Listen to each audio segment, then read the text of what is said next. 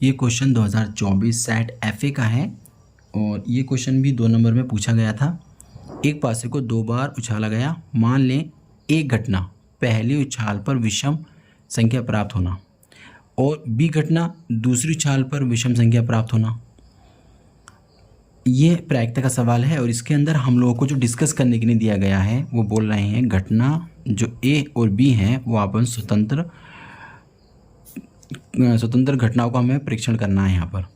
तो स्वतंत्र घटनाओं के बारे में थोड़ा सा हम डिस्कस कर लेते हैं। दरअसल स्वतंत्र घटनाएं उन्हें कहते हैं जब ए की प्रायिकता और बी की प्रायिकता की मल्टीप्लिकेशन का रिजल्ट बराबर आ जाता है इन दोनों की प्रायिकता की। ये वाला केस अगर बन जाता है यानी कि ए की प्रायिकता निकालो, बी की प्रायिकता निकालो, इनके इंटरसेक्शन की प्रायिकता निकालो।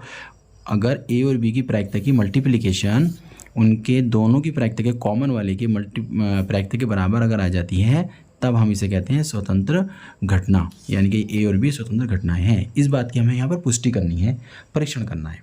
तो शुरू करते हैं अपने क्वेश्चन को।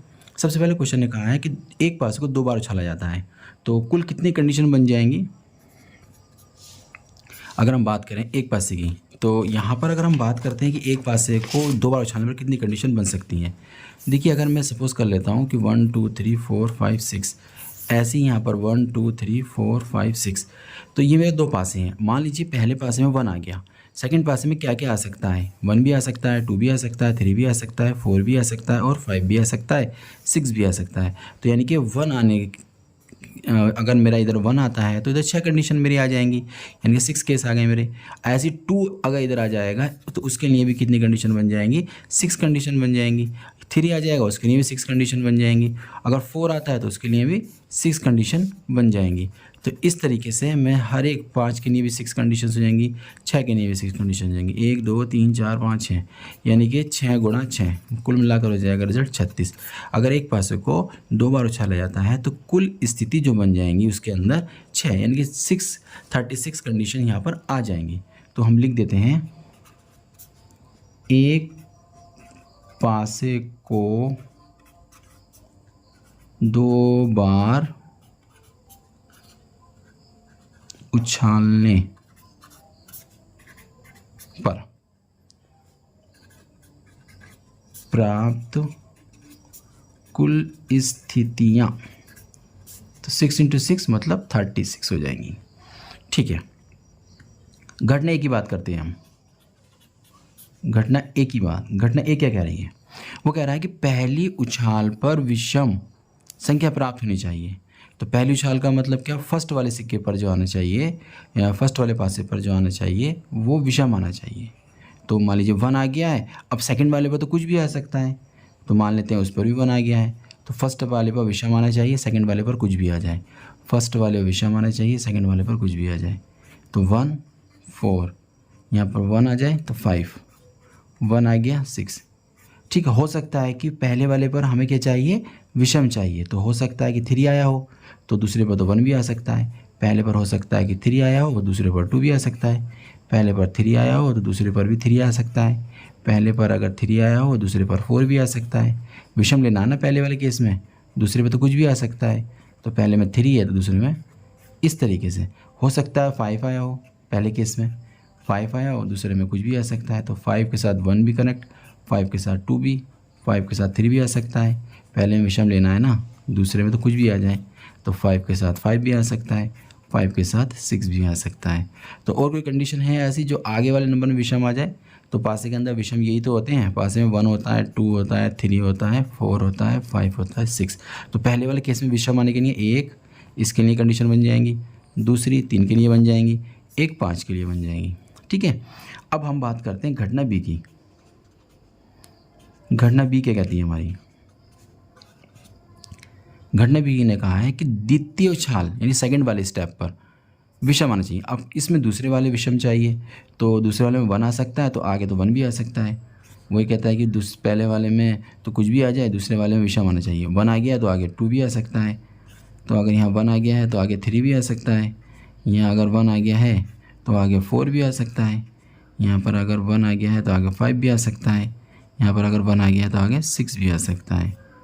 ठीक है, अब आगे देखिए पीछे हो सकता है 3 आ जाए। ठीक है, विषम चाहिए ना, बी वाले में द्वितीय उछाल पर विषम चाहिए, तो सेकंड वाला केस विषम चाहिए मुझको, तो मैं विषम ले रहा हूँ। यहाँ पर 3 ले लिया है तो आगे 2 ले लिया, यहाँ 3 लिया गया आगे 3 हो गया, 3 लिया गया तो आगे 4 हो गया, 3 लिया गया तो आगे 5 हो जाएगा, 3 के साथ 6 भी आ जाएगा। ऐसे ही हमने 1 के साथ काम कर लिया, 3 के साथ काम कर लिया, अब हम काम करेंगे 5 के साथ। तो पीछे वाले में विषम चाहिए ना, तो विषम 5 ले लिया तो आगे 1 भी आ सकता है, 5 ले लिया तो आगे 2 भी आ सकता है। सेकंड वाले में विषम चाहिए तो आगे तो हमारा कुछ भी आ सकता है, 5 के साथ 4 आ गया, 5 के साथ हमारा 5 आ गया, और 5 के साथ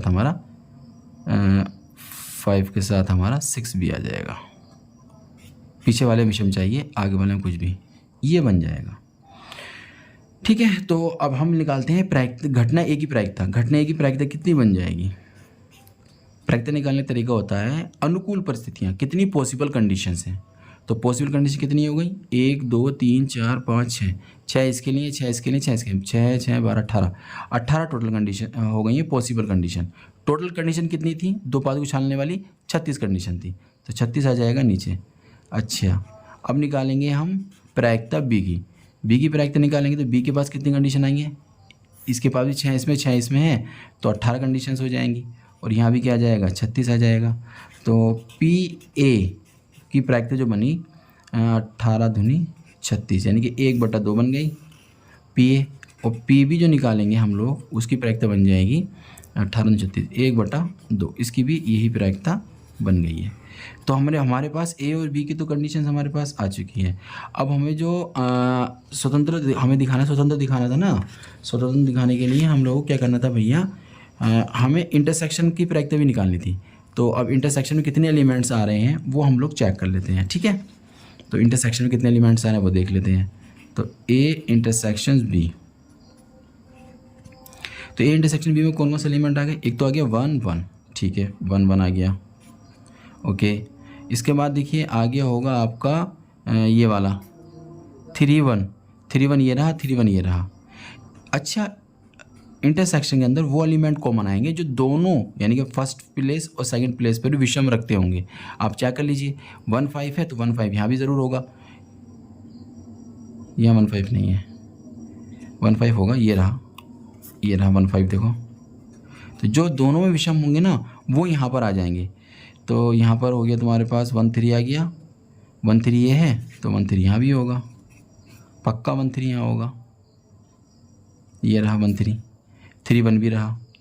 तो इस तरीके से हम लोग दोनों साइड में जो विषम होंगे वो यहाँ से उठा लेंगे। 3 3 भी आ जाएगा, सही बात है, दोनों तरफ विषम है, और 3 3 भी आ गया, 3 5 भी आ जाएगा, 3 5 इसमें भी होगा ना, 3 5 इसमें भी होगा, ये रहा 3 5, ठीक है। अच्छा, 3 5 भी आ गया, और यहाँ से आ जाएगा 5 1 ये रहा, और 5 1 इसमें भी ज़रूर होगा, 5 1 ये रहा, ठीक है। और देखिए विषम वाला कौन सा होगा? 5 3, दोनों में जो विषम हो 5 3 दोनों तरफ होगा, 5 3 यहाँ भी है और 5 3 यहाँ भी ज़रूर होगा, 5 3 ये रहा, 5 3 हो गया। अच्छा, और विषम क्या हो सकता है? 5 5 भी होगा, हाँ 5 5 भी होगा, वो इसमें भी है, देखो ये है, इसमें भी है 5 5 भी हो जाएगा। तो 1 2 3 4 5 6 7 8 9, तो ये 9 कंडीशन होंगी ऐसी जो आपकी इंटरसेक्शन के अंदर आएंगी। अगर हम इंटरसेक्शन की प्रायिकता निकालना चाहें तो प्रायिकता इंटरसेक्शन की क्या बन जाएगी? पॉसिबल कंडीशन तो हमारे पास 9 आ गई हैं, और टोटल कंडीशन हमारे पास 36 थी। तो इसका अगर देखा जाए 9 कम 9 9 18 9 चौक 36, तो 1/4 यहाँ पे प्रायिकता इसकी बन जाएगी। तो अब हम लोग को सिर्फ इसकी कंडीशन चेक करनी है स्वतंत्रता की। तो 9, अब हमें देखना है ए की जो प्रायिकता है और जो बी की प्रायिकता है उनकी मल्टीप्लिकेशन कितनी आ रही है। तो ए की प्रायिकता है 1/2, बी की प्रायिकता भी 1/2, तो इन दोनों का इंटरसेक्शन बन जाएगा 1/4। अब देखिए 1/4 प्रायिकता किसकी है? मेरी इंटरसेक्शन वाले की। इसका मतलब ये हुआ कि ए की प्रायिकता और जो बी की प्रायिकता है वो एक्चुअली में बराबर आ गई ए इंटरसेक्शन बी की, तो ये अगर केस आपका आ जाता है तब आप कह सकते हैं अतः ए और बी स्वतंत्र घटनाएं हैं।